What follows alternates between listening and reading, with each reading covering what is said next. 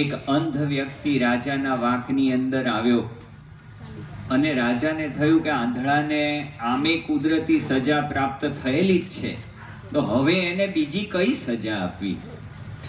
એટલે રાજાએ વિચાર્યું કે ચલો એને એક નાનકડી સજા આપી દઈએ. 12 ગાઉનો પોતાના રાજ્યની ફરતે કિલ્લો હતો, કોટ હતો, અંદર બહાર જવા આવવાનો એક જ દરવાજો હતો.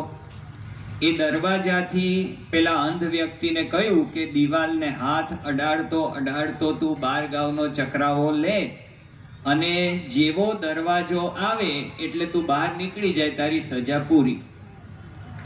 અને એ દિવાલને હાથ અડાડતો અડાડતો નીકળ્યો અને ફરતા ફરતા ફરતા ફરતા જેવો દરવાજો આવ્યો ને ત્યારે જ એને માથામાં ખંજવાળ આવી. હવે ઊભા ઊભા ખંજવાળ્યું હોત તો ઠીક રહે, પણ એવી એને બુદ્ધિ સૂજી નહીં, ચાલતા ચાલતા ખંજવાળ્યું.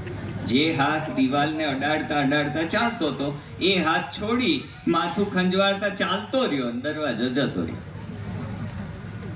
આના ઉપરથી યોગીજી મહારાજ સરસ બોધ આપતા હતા કે આ મનુષ્ય જન્મ છે ને એ 84 લાખ જુદા જુદા જન્મ આપણે જે ધરતા આવ્યા છીએ, ગણ્યા ગણાય નહીં એટલા બધા આપણા જીવે જન્મ ધારણ કરેલા છે, પણ મનુષ્ય જન્મ છે ને એ આ 84 લાખ યોનિમાંથી બહાર નીકળવાનો દરવાજો છે.